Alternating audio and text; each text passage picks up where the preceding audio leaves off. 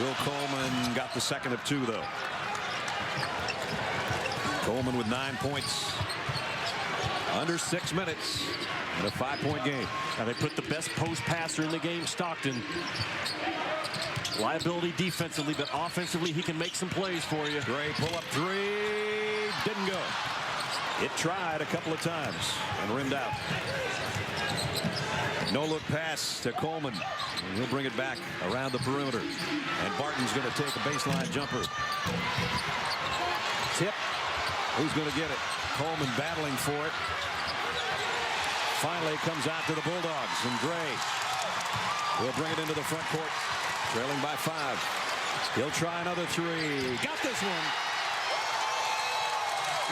Out here in the Pac-10, going to be in that, 5, 6, 7 seed range. And from then on, Washington, St. Mary's, Gonzaga, Utah State, UCLA with a win today. All of them with work to do. This is as close as this game has been since it was 36-34. And Memphis in the middle of a drought of no field goal for almost 9 minutes. Here comes Gonzaga with a chance to tie or lead, and the crowd is up.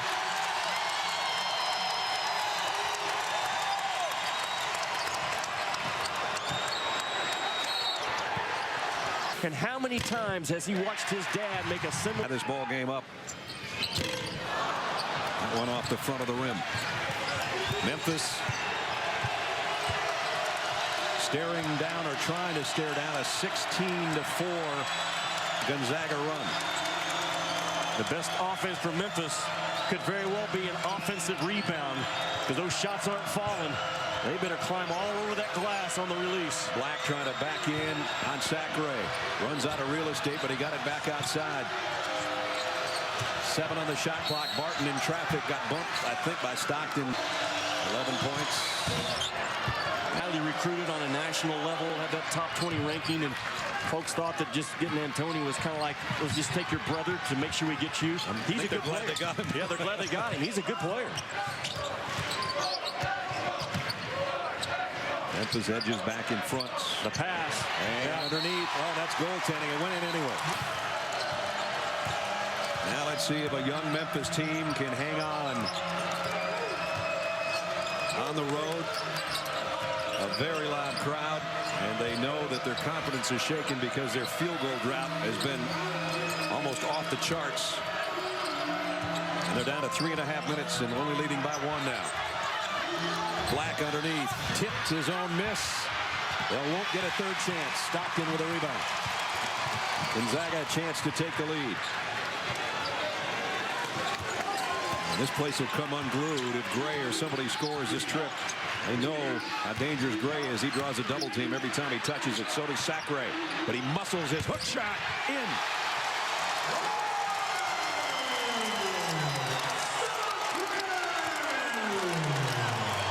Bulldogs by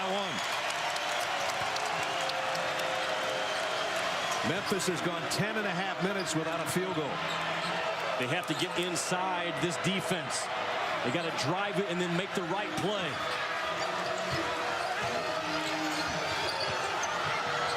Outside jumper. They're still looking for a field goal. And they'll go back to the free throw line. With all that commotion going on behind the backboard. And he hit the front of the iron. He's so crazy down there. Oh, neither one of them wins. Oh, boy. Gonzaga by 1. That effort now, that's what this time of the year is all about. Yep. Players, coaches, students, cheerleaders. You got to bring it. Stockton packs it inside to Sacre. Up and in. Nice pass to the right hand, as Jimmy would say. And the Bulldogs by 3. If Gonzaga wins the game, it'll be because Mark Few understood the importance of getting his best post passer on the floor. That's David Stockton. Biggest lead of the half for Gonzaga. They've come from 13 down to lead by 3. And Memphis in dire straits right now. Nobody can make a field goal, and they can't hit their free throws. Not a good combination. Big three-pointer, though, goes for Carmouche. It always helped the student teachers. I'm always one of the guys that gave them fits. I'm one of the guys who was in 3rd grade twice, so I know a lot about the student teachers. I know your math is terrible. I got that part. Last week, right, I had an 8-point game. It was really a 9-point game. Fingers and toes. Stockton this time. He threw one right to Martin, and then he added to the problem by picking up a foul. Cool customer, Will Barton. I know folks watching back in Memphis are high-fiving one of the great fan bases in all of college basketball.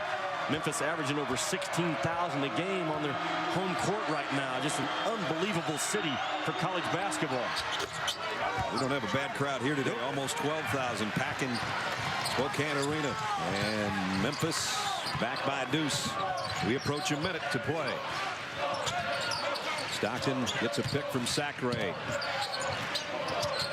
They get it back into the big fella, and he's hit going up. Overtime, some of those guys are going to have to be out there. Sacre, calm. He's done it the last 3 or 4 minutes. 2 big free throws by the big fella. Tie game again, 58 apiece. Here we go. Memphis has 2 timeouts left right in front of their bench. If Josh Passer doesn't like what he sees, he can call one. He's right by the official, making sure he's within earshot.